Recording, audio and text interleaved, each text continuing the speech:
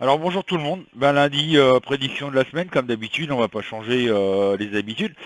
Avant de les faire, je voudrais m'excuser auprès de Noël Dérin qui m'a salué par deux fois sur le live de vendredi.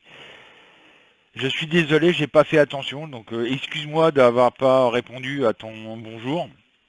J'en ai franchement pas fait exprès, hein. Donc désolé. Il y a un truc que je voulais parler avant de faire le tirage.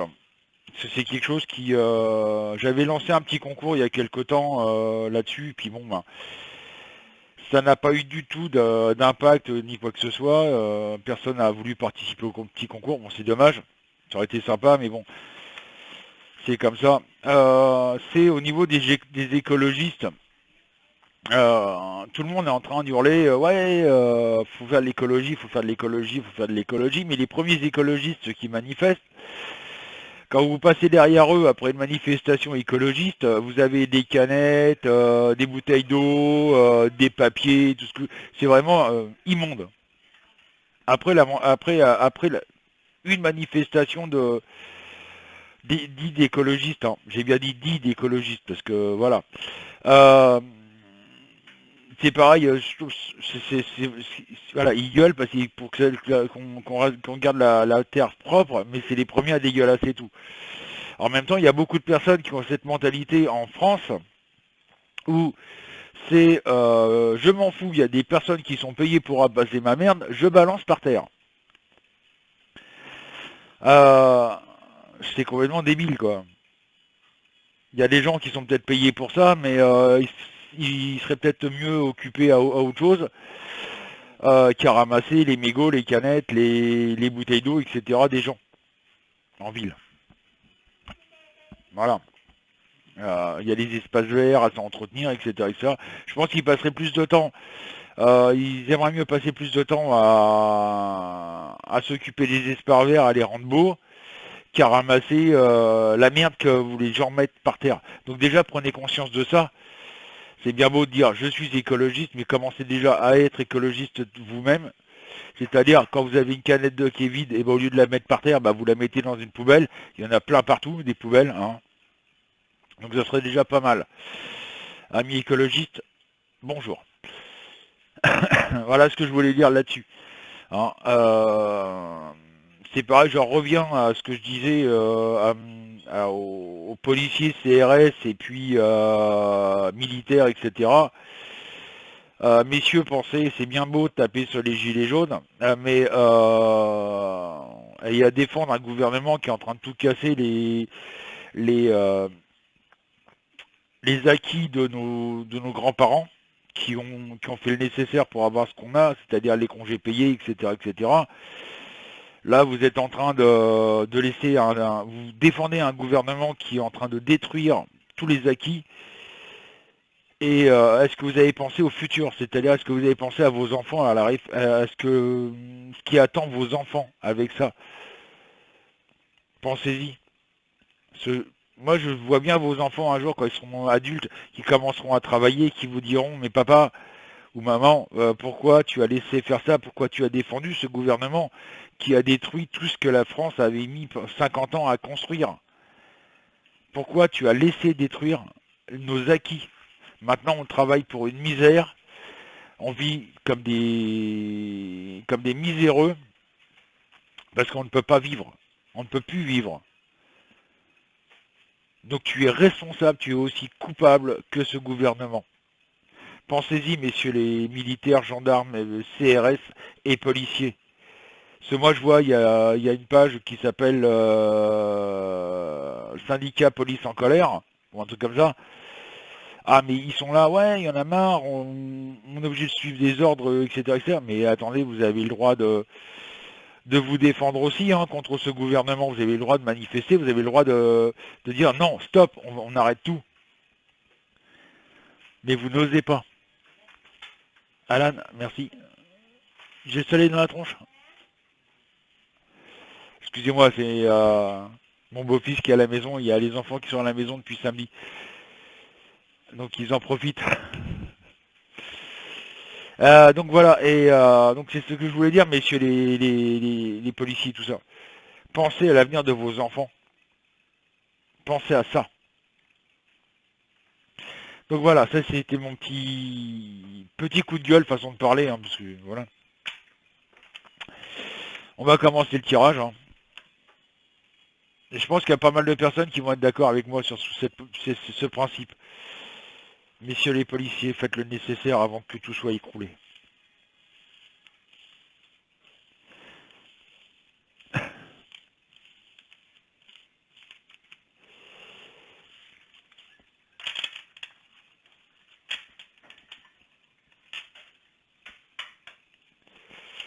Alors, Edouard, Sylvie, Martine, deux fois Martine d'ailleurs. Zazou m'ont donné le 9. 3, 4, 5, 6, 7, 8, 9. L'empereur en droit. Jean-Marie, Freddy, Véronique m'ont donné le 8. 1, 2, 3, 4, 5, 6, 7, 8. Le soleil en vert. Laurent, Dominique, Cindy m'ont donné le 3. La papesse en droit. Loïc, Billy Bob, Denise, Elwing, Nadège, Émilie, Kate et Alan, mon beau-fils, m'ont donné le 13. 3, 4, 5, 6, 7, 8, 9, 10, 11, 12, 13. Ah non, c'est le diable, pardon. Et là, c'est le soleil en vert. Pourquoi j'ai dit le soleil là? C'est pas grave. Euh, Kevin, Mylène, Guillaume, notre petit Guigui national, Marc-Isabelle, Stéphane, Nicole, Pierre, André, Béatrice, Élise, Glenda m'ont donné le 7. 1, 2, 3, 4, 5, 6, 7. Le pape en droit. Christiane, Pascal, Roselyne m'ont donné le 2. La force en droit. Oh, vous savez que j'aime pas trop le jeu là.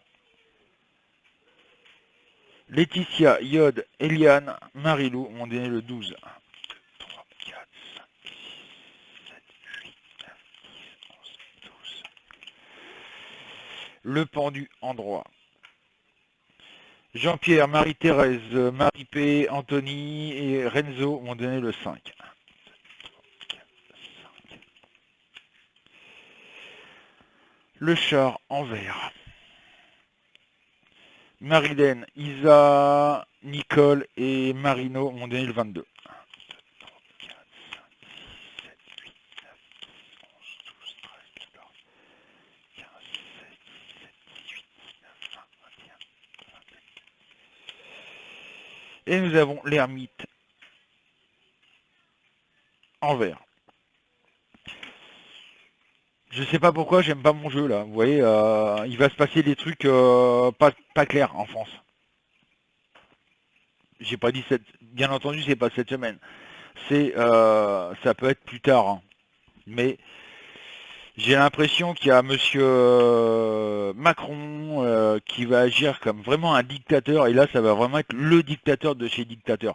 Il va nous pondre des trucs qui vont faire très mal. Excusez-moi du terme, mais on va avoir un petit peu mal au cul là. Ça s'annonce assez chaud. C'est pour ça que moi je vois la rentrée pour début septembre, ça va être coton quoi. Sachant qu'en plus il y a de plus en plus de violence.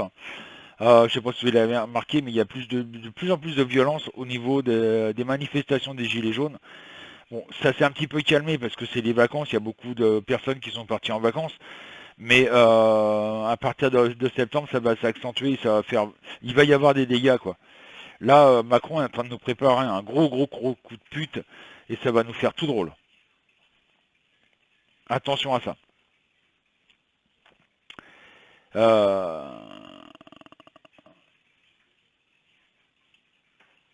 En plus, il a le soutien d'une femme. C'est ça qui est étonnant. Je pense que ça doit être la mère Merkel. Mais moi, je dirais plutôt voilà, qu'il il est en train de préparer un coup avec la mère Merkel au niveau surtout européen et qui va faire du vilain, quoi. Bon, bien entendu, il y a encore de l'arrivage de migrants. Et ça, vous avez dû le voir. Ça s'appelle, c'est pas anodin. Monsieur Macron veut accueillir d'ici décembre 2019 plus de 10 000 réfugiés. Je sais pas où on va les mettre, je sais pas comment ils vont trouver le moyen de s'en occuper. Mais voilà, il y a encore des trucs qui vont augmenter, il y a des factures qui vont encore augmenter. Euh, Là, on va pas être bien, quoi. Puis ça va être très violent, hein. Tout ça, ça va être violent, ça va être d'une violence incroyable. Bah, c'est ce que je ressens dans mes cartes. Il va nous annoncer ça et ça sera comme ça. Et même, j'ai même, ça s'appelle, que ce soit l'Assemblée nationale ou le Sénat, et ben, ils vont être un petit peu coincés, quoi. Donc voilà.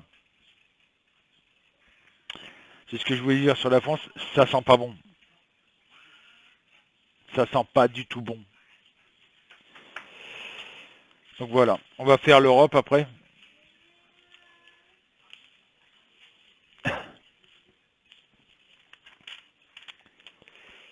Moi, j'ai le sentiment qu'il va nous sortir des lois où on va encore plus en baver, quoi. Déjà, quand on voit ce qu'il prévoit pour les cadres, c'est même bizarre, c'est même encore bizarre que les cadres n'aient pas réagi en temps et en heure. Parce que là, les cadres, ça va leur faire tout drôle, quoi. Alors, faut savoir aussi qu'au niveau des licenciements, hein, il va y avoir encore malheureusement des licenciements en France. J'en ai déjà parlé dans une vidéo. Faut savoir que l'État, à la télé, ils annoncent qu'il va y avoir 1900 licenciements de Pôle emploi. C'est faux. Et ça, je le sais de source sûre, la réponse, puisque c'est une personne qui a travaillé au Pôle emploi, qui m'a dit que c'était pas 3000, c'était pas 1900, c'était 4000 personnes qui allaient être licenciées au Pôle emploi. Il faut savoir que là, ils ne respectent pas non plus, ne bougez pas, je remonte la webcam, ils ne respectent pas aussi ces engagements qu'il avait dit pendant les élections, puisque d'ici là, à partir de la rentrée septembre, il va y avoir 420 écoles qui vont être fermées. 420 écoles primaires qui vont être fermées. Donc des personnes aussi au chômage. Donc vous imaginez, CE2, CM1, CM2, ça fait CE1, CE2, ça fait 4 profs, 4 maîtres ou 4 maîtresses, multiplié par 420, ça fait, on est déjà à plus de pratiquement 1300 personnes licenciées. Sans compter les entreprises qui vont partir encore et encore. Donc voilà, on est quelque part, on est un peu mal. Alors, Liline, Oriane m'ont donné le 11. 1, 2, 3, 4, 5, 6, 7, 8, 9, 10, 11. Le soleil en vert. Cristallinette, Sylvie m'ont donné le 18. 1, 2, 3, 4, 5, 6, 7, 8, 9, 10, 15, 16, 17, 18. Le pape en vert. Lily, Ombline, Violette, m'ont donné le 17. 1, 2, 3, 4, 5, 6, 7, 8, 9, 10, 11, 12, 13, 17. Le fou en vert. Christelle, Bianca m'ont donné le 20. 1, 2, 3, 4, 5, 6, 7, 8, 9, 10, 11, 12, 13, 14, 15, 16, 17, 18, 19 et 20. La mort en droit. Claudine Moon m'ont donné le 10. 1, 2, 3, 4, 5, 6, 7, 8, 9, 10. La tempérance en vert. Alexandre, Valérie et Stine m'ont donné le 1. La force en vert. Mélanie, Cindy, Marie-Yannick m'ont donné le 16. 1, 2, 3, 4, 5, 6, 7, 8, 9, 10, 11. La lune en vert. Pardon. Françoise, Aurel m'ont donné le 15.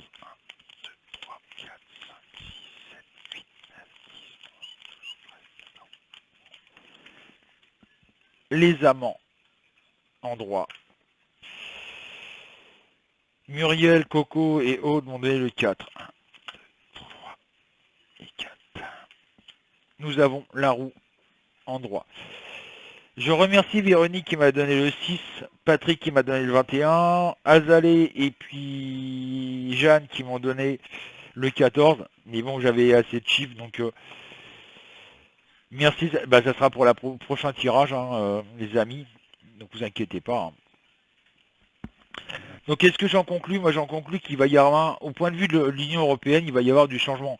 La preuve, on sait tous que beaucoup de pays ont voté, on va dire entre parenthèses, parce que voilà, ont vanté l'extrême droite, ce qu'on appelle l'extrême droite, c'est-à-dire les gens qui sont plutôt nationalistes qu'autre chose, c'est-à-dire qu'ils vont penser déjà à aider leur pays respectif plutôt que de noyer sous des lois à la con l'Union Européenne. Les seuls avantages qu'il y a, si vous regardez bien, au niveau de l'Union Européenne, qui c'est qui est le plus avantagé dans l'histoire? C'est toujours le même pays, l'Allemagne. Comment ça se fait que ce soit que l'Allemagne qui, lui, réussisse à avoir... qui s'en sort le mieux? Tous les pays sont en train de se casser la gueule, sauf l'Allemagne. C'est quand même bizarre. Bon. L'avantage que l'Allemagne a, c'est qu'ils vont bientôt changer de chancelier, parce que la mère Merkel, je la vois pas aller jusqu'en 2022. Ah d'accord, non mais je vois ma petite femme rire, je me demandais ce qui se passait. C'est bébé qui fait le couillon sur le canapé. Voilà quoi. Donc il va y avoir du changement, mais ça va être ce changement va foutre le bordel dans tous les pays. En l'occurrence, en France, c'est pour ça que je vois des trucs qui vont être pris, décidés par Macron, qui vont un peu aller à l'encontre de ce que le nouvel Union Européenne décide, et ça va foutre un bordel pas possible, quoi. C'est vrai que je le vois agir, moi je le vois agir en dictateur. Hein. Moi, comme je vous dis, je serais pas surpris, et là ça va vraiment foutre la merde, c'est là que je vois cette guerre civile qui va arriver, et ça je le dis depuis un certain temps, qui va dire, ben voilà, vous voulez pas de ma politique, et ben moi ça va être simple, je m'auto-proclame président à vie. Maintenant ceux qui sont pas contents, va aller vous faire, hein, d'accord, voilà. Donc ça, voilà, ça c'est un risque qui nous pend au nez et qui va nous faire tout drôle en Europe. Hein. Les seuls avantagés aussi, c'est la Pologne, tous les pays qui gagnent une misère. C'est pour ça que les entreprises partent là-bas. Hein. Ils sont pas que bêtes. Je vois par exemple Philips qui est parti en Pologne. Les mecs, ils sont payés 300 € pour fabriquer les télévisions. Le problème, c'est que les télévisions, ils n'ont pas baissé le prix. Hein. Ils sont toujours vendus au même prix. Le gros problème qu'il y a avec les grosses entreprises, c'est pas les patrons eux-mêmes, c'est les actionnaires. Parce qu'un actionnaire veut gagner toujours plus. Voilà. Ça, c'est ce qu'il faut pas se voiler la face. Hein. Donc plus ils s'en mettent dans les poches, mieux ils sont. Et ça, malheureusement, tant qu'on n'a pas obligé les entreprises à rester en France et à leur dire, voilà, vous voulez partir à l'étranger, ok, vous y allez, mais alors on va vous surtaxer vos produits. Bah oui. Hein. Mais bon, quand vous voyez aussi la vie de nos chers dirigeants, moi je veux bien être sénateur, hein, parce que quand vous voyez qu'ils payent des repas au restaurant du Sénat 16 € et quelque chose, alors qu'ils ont du pinard grand cru, caviar, homard, filet de bœuf, etc. Voilà quoi. Ils ont que des trucs qui coûtent la peau du cul, comme je dis. Hein. Donc voilà. À un moment, ça va finir par péter. L'Europe, de toute façon, l'Union Européenne telle qu'elle est maintenant, elle est vouée malheureusement à l'échec, elle est vouée à imploser, on va dire. C'est pour ça que moi, je dis toujours, et je le répète, je vois des guerres civiles un peu partout. Ça va faire du vilain, quoi. Il va y avoir des morts. Voilà. C'est ce que je voulais dire sur mes prédictions de la semaine. Je sais, c'est pas beau, il y en a qui vont me dire ouais, tu vois que du pessimiste. Bah j'y peux rien, hein. On est dans une période noire, une période sombre de notre existence. Et c'est comme vous savez, comme en 1936, hein. En 1936, il y a eu un krach boursier. D'ailleurs, il faut s'y attendre qu'il y ait bientôt un krach boursier. Et ça, il y a pas que moi qui le dis, il y a pas mal de personnes qui le disent aussi. Il y a même le numéro 2 de Wall Street qui le dit lui-même, hein. On arrive, d'ici 2020, on va arriver à un krach boursier énorme. Où là, un billet de 100 euros ne vaudra rien du tout. Donc là, on va crever la dalle. Et là, ça va être chaud. Le problème, c'est que tant que les gens ont à manger dans leur assiette, qu'est-ce qui se passe? Moi, ça va, donc le reste du monde va.